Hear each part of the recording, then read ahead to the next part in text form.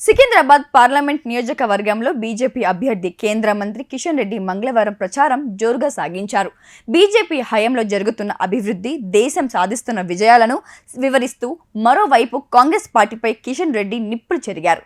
ఒకవైపు జోరుగా వర్షం వస్తున్నా కూడా ఏమాత్రం వెనక్కి తగ్గకుండా తన కోసం వచ్చిన జనాలను పలకరిస్తూ వారిని ఉద్దేశించి మాట్లాడడం అందరిని దృష్టి ఆకర్షించింది.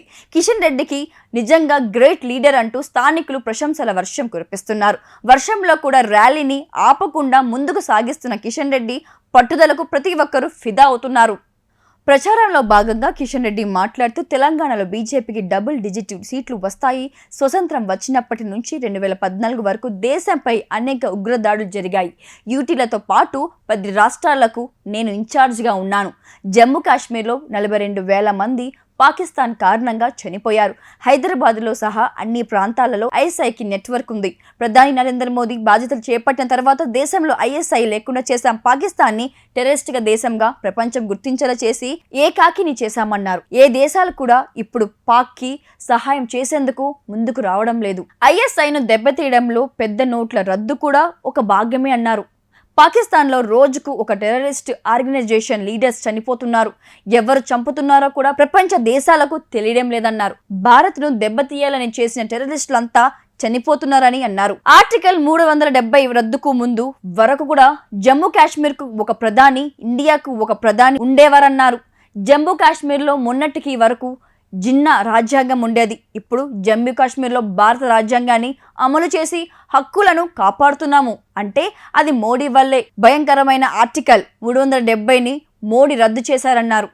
ఒక రక్తపు బొట్టు చిందకుండా ఆర్టికల్ 370ని రద్దు చేశాం.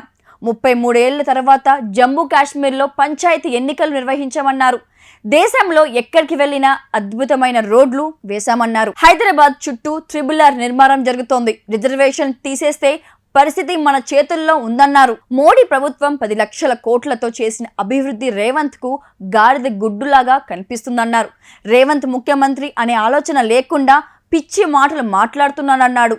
రేవంత్ స్థాయిని మరిచి దిగజారి మాట్లాడుతున్నాడని మండిపడ్డారు. రేవంత్ తప్ప పార్టీలో ఎవ్వరూ మాట్లాడడం లేదన్నారు. మిత్రులు ఇద్దరు ఒకటైనట్టున్నారు. Double tax వేస్తున్నారన్నారు.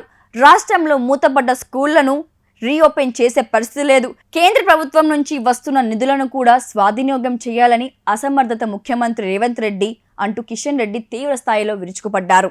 కుబేరలక్ష్మి కటాక్షంతో అందరి ఇంట్లో బంగారం, వజ్రం, వెండి నిండా. లలిత అక్షయ తృతీయ బంగారు నగలకు తరుగులో 1% తగ్గింపు. వజ్రాభరణాలు క్యారెట్కు 5,000 తగ్గింపు.